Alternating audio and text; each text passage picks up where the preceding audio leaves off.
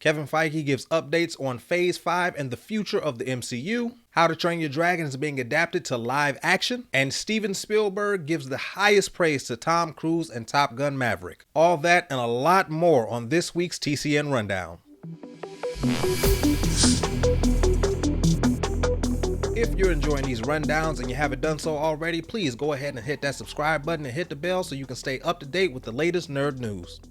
Kevin Feige gives some very interesting updates concerning the future of the MCU. During an interview with Entertainment Weekly, the Marvel Studios boss teases more of Jonathan Majors' Kang, the multiverse saga, embracing Disney Plus and Marvel TV series, introducing mutants to the MCU, and he confirms that Tom Holland's next Spider-Man movie is indeed on its way. Concerning Spider-Man, Kevin Feige said, "All I will say is that we have a story.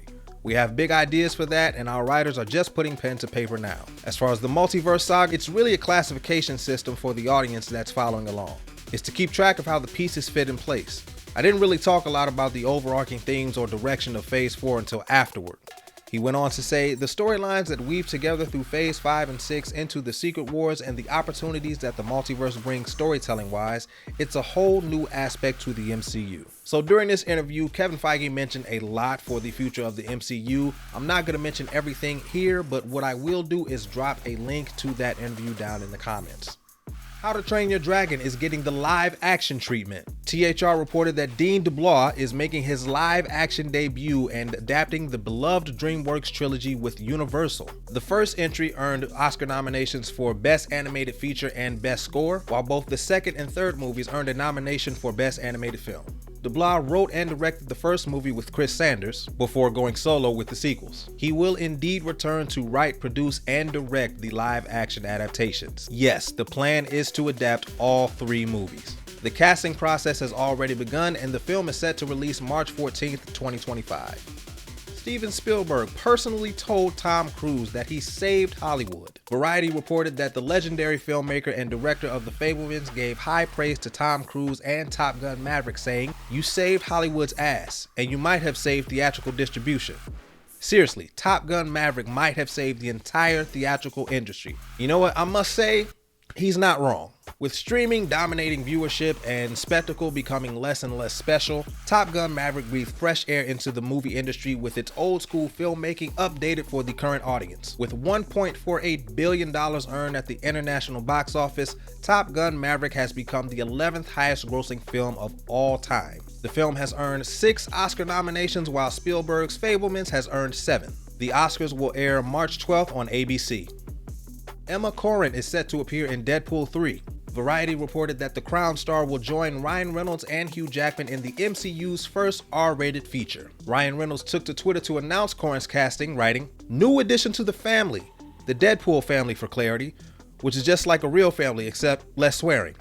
Welcome, Emma Corrin." Corrin has not only appeared in The Crown, but has also appeared in the romantic drama My Policeman opposite Harry Styles and with Jack O'Connell in Lady Shatterley's Lover. Corrin is also set to appear in Robert Eggers' upcoming film Nosferatu with Lily Rose Depp, Nicholas Hoult, and Bill Skarsgård. The film hits theaters September 6, 2024. Todd Philips gives us our first look at Lady Gaga in Joker Folie. The filmmaker took to Instagram to upload a still of her and Joaquin Phoenix in a very close embrace in celebration of Valentine's Day. On June 7th of last year, Phillips confirmed that the sequel was in the works, and later that month confirmed that Lady Gaga would appear in the film, assuming that she would play the Joker's complicated love interest, Harley Quinn. It was also revealed that the film will be a musical. Updates on the film have been coming slowly but surely, but we do know that the film will hit theaters in late 2024. Akiva Goldsman confirms that the sequel to I Am Legend will follow the first film's alternate ending. The sequel will star Will Smith and Michael B. Jordan and, spoiler alert, will take place after the film's alternate ending with Will Smith's Dr. Robert Neville living at the end of the film. I personally have always felt that the alternate ending was the true ending and was very much more satisfying because it gave a better end to Robert Neville's arc. If you haven't seen it yet, look it up and check it out. It's a much better ending. Goldsman also confirmed that I Am Legend 2 and Constantine 2 are priorities for Warner Brothers, so expect to see more updates for both films in the coming months.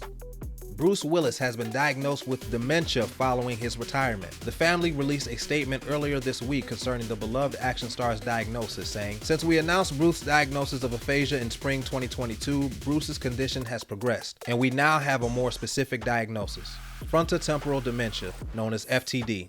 Unfortunately, challenges with communication are just one symptom of the disease Bruce faces. While this is painful, it is a relief to finally have a clear diagnosis." Our thoughts are with the Willis Moore family during this trying time. In more sad news, actress Raquel Welch has passed away. Welch was born on September 5, 1940 in Chicago. In 1958, she attended San Diego State College, where she studied theater arts, and in 1962, she began her film career, landing roles in Bewitched and McHale's Navy, and quickly becoming a sex symbol. She later appeared in the films A Swinging Summer, Fantastic Voyage, and 1,000,000 Years BC. On February 15th, Welch passed away peacefully after a brief illness. She was 82. Rounding out this week's news is the casting of Zack Galifianakis in the live-action version of Lilo and Stitch. No details pertaining to his role have been released as of yet, but we do know that Dean Fleischer Camp, director of Marcel the Shell, will be helming the project for Disney+. While not initially a hit at its debut, the 2002 film has gained quite the following over the last 2 decades. Writer Chris Kekenio-Kalani Bright will be writing the script for the live-action adaptation. Well, that wraps up this week's rundown. Are you looking forward to the future of the MCU's multiverse saga? Will you be watching the How to Train Your Dragon live action films? And what are your opinions concerning the state of movie theaters? Let us know down in the comments. I'm Jay Stu of The Culture Nerd, reminding you to stay nerdy, my friends.